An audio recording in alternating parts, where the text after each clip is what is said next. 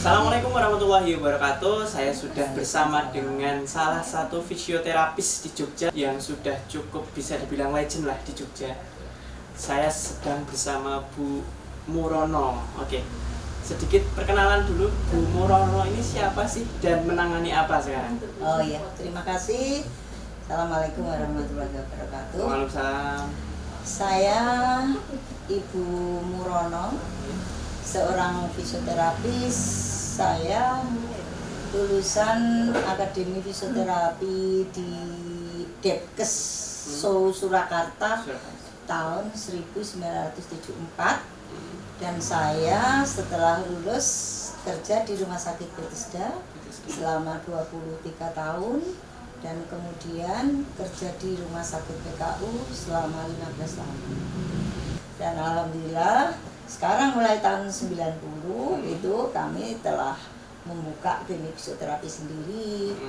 Waktu itu kami masih kontrak, tapi sekarang alhamdulillah sudah sendiri sampai sekarang di Jalan Mangkunegaran 51. Jadi di usia Ibu yang sekarang pinten, maaf boleh tahu? 69. 69 masih ngajar jadi dosen. Iya. Dan punya klinik. Kebetulan ini kita syuting ini di tempat klinik prakteknya Ibu. Ini di ruang tunggu. Oke, sungguh masih sehat sekali ya Bu ya di bidang Alhamdulillah, kesehatan. amin. Oke Bu, mungkin ini teman-teman akan, saya pribadi Iya.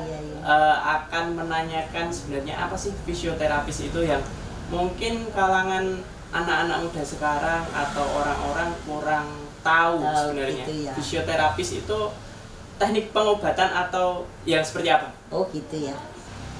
Sebetulnya fisioterapi itu suatu pelayanan kesehatan baik individu maupun kelompok yang mengembangkan, memelihara, mengobati yang membutuhkan dengan cara tenaga-tenaga alam, misalnya dengan penyinaran atau dengan elektroterapeutis dengan listrik, atau dengan termoterapi dengan panas, dengan air, nah itu dan sebagainya.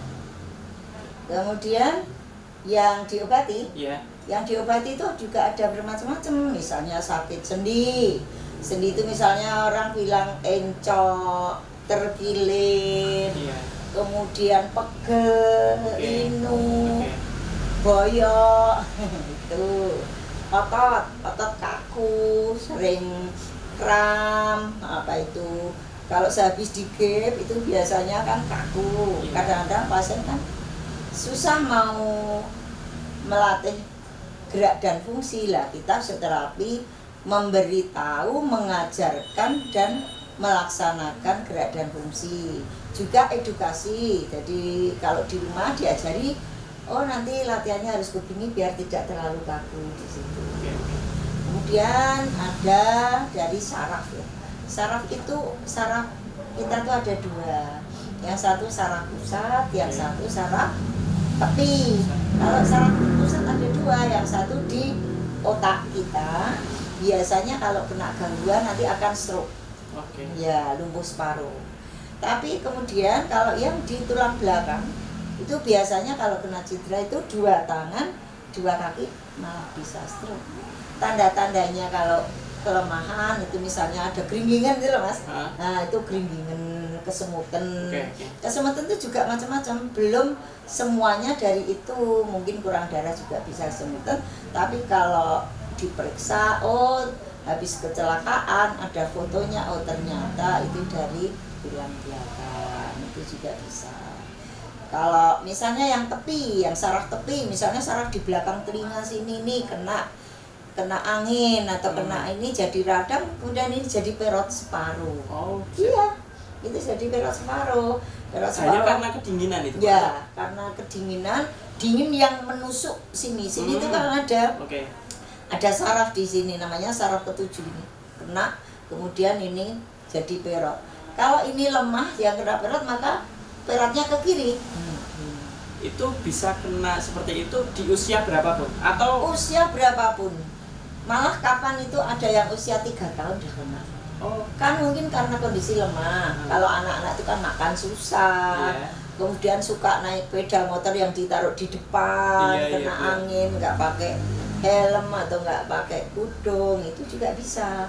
Jadi itu biasanya itu nggak bisa merem, jadi melek terus, ininya melek terus. Kemudian ini belotnya, kemudian gangguannya juga tidak bisa makan, itu mesti mengumpul di daerah yang sabut. Tuh, jadi kalau kumur ya mesti tumpah. Itu kalau yang tepi.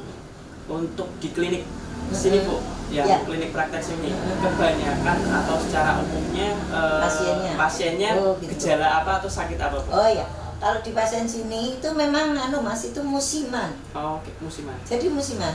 Kalau musim dingin itu kebanyakan tuh banyak yang sakit pegel, boyok itu. Tapi rata-rata orang tua ya Bu? Orang tua kalau itu 40 ke atas biasanya pegel, boyok, linu, nyeri itu. Mungkin daerah leher tengkuknya itu kaku. Nah, itu banyak sekali pasien gitu. Kalau yang olahraga juga banyak tapi tidak banyak sekali, itu biasanya basket terkilir. Iya. Kemudian bal-balan ketegel, itu juga banyak. Bengkak, terus kita harus mengurangi bengkaknya itu. Jadi pasien itu yang banyak. Kemudian di sini juga ada pasien dengan istilahnya kalau orang bilang saraf kejepit. Oh iya. Nah, itu sebetulnya ada sumsum tulang belakang itu yang neken. Lah saraf yang di sini kan menyarafi kedua tungkai. Jadi kalau sarafnya itu keteken, maka ini kedua tungkai akan lemas gitu. Tanda-tandanya apa? Tandanya itu keringingan, itu kesempatan baru tanda-tanda itu. Kalau sudah jadi ya lumpuh lemas. Cara paling mudah untuk ketika kan istilahnya saraf kejepit ya Bu. Itu ada sebenarnya tulang sumsum tulang belakangnya yang neken gitu. Itu biasanya karena apa Bu? Misal kayak pola tidur yang gerakannya keliru atau seperti apa, atau melakukan hal apa kok bisa sampai kejepit? Kalau pasien yang di sini kebanyakan jatuh terduduk. Iya. Manjat pohon melinjo. Patah terus jatuh terduduk. Lah terduduk itu kan biasanya jelek ininya tulang ekor ya. Iya. Atau posisi yang tidak ergonomi, misalnya orang komputeran terus ini terus itu. Itu lama-lama posisi yang tidak ergonomi itu juga tidak membantu. Sini kan jadi melengkung. Atau mungkin bisa kasur yang, tapi biasanya untuk di generasi orang tua-tua itu biasanya banyak macul, banyak apa itu juga biasanya karena cedera. Tetapi kalau untuk juga ada yang pegel tapi mungkin belum jepit sarafnya itu, tapi juga lama-lama juga bisa. Misalnya tidur di tempat tidur yang empuk itu. Empuk jadi posisinya begini, melengkung. Nah, itu namanya obes, itu juga enggak berarti bagus. Salah posisi tidur juga bisa. Menyebabkan ya. Salah duduk juga bisa kalau kelamaan. Nah, di kantor kan lama. Iya. Terus banyak. Misalnya untuk anak-anak itu kan ada yang harusnya 1 tahun udah bisa jalan, tapi itu sampai 2-3 tahun belum bisa jalan. Nah, itu biasanya di sini juga menangani. Iya, menangani itu. Jadi untuk tumbuh kembang anak itu. Terus kita juga menangani kalau pasien yang biar melancarkan persalinan. Ada itu senam hamil. Kalau sesudah biar tidak terjadi kaku apa bengkak, itu juga setelah melahirkan ada namanya senam nifas, itu juga ada. Kalau ini Bu, maaf, sakit stroke itu yang misal lumpuh separuh yang Ibu bilang tadi, di sini juga menangani. Oh iya, di sini menangani karena malah banyak itu pasien stroke. Karena kebanyakan juga usia sepuh.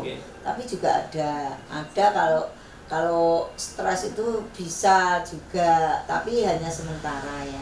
Sementara bisa sembuh lah sementara. Tapi kalau ya stroke ringan. Tapi kalau yang di sini, kalau yang sepuh-sepuh itu ya sampai lama Mas. Itu juga sampai tahunan. Ya tergantung dia rajin olahraga enggak. Maksudnya kita kasih tahu caranya harus begini, cara makan harus sendiri, harus cara pegang. Dan di sini diberikan fisioterapi untuk pasien stroke ya selain diberi dengan alat-alat juga dengan latihan, dilatih. Kadang-kadang pasien itu ada yang tidak bisa ngomong, itu karena sentrum bicara yang sebelah kiri itu biasanya terkena. Jadinya itu kan pusat saraf sentrum.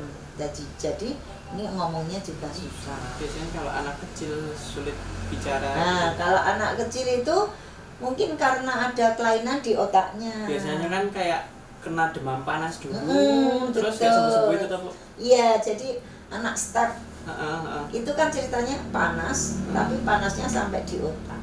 Nah itu mengenai saraf otak, sehingga anak itu sehingga anak itu jadi kecacatan kan?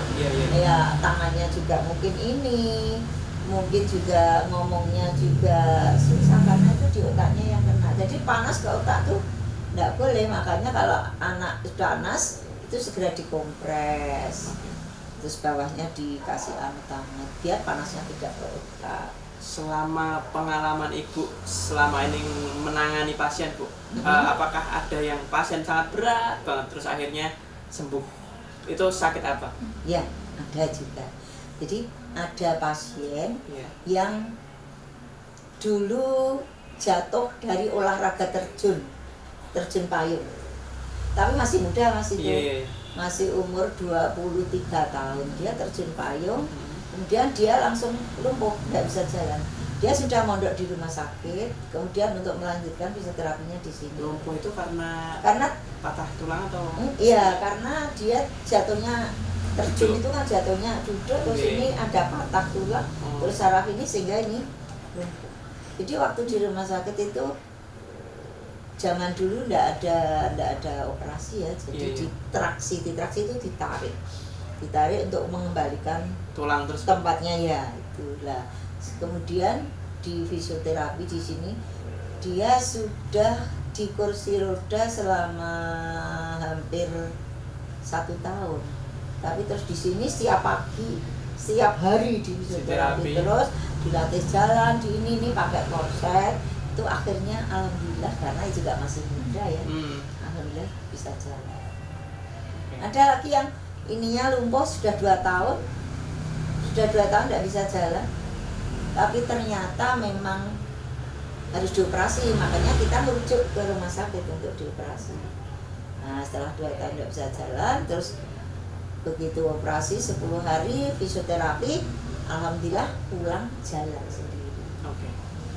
Ya ini karena anugerah ya, dari anugerah dari Allah, karena juga kita harus bekerja keras, kita harus semangat, kita harus yakin kalau itu pasti sembuh.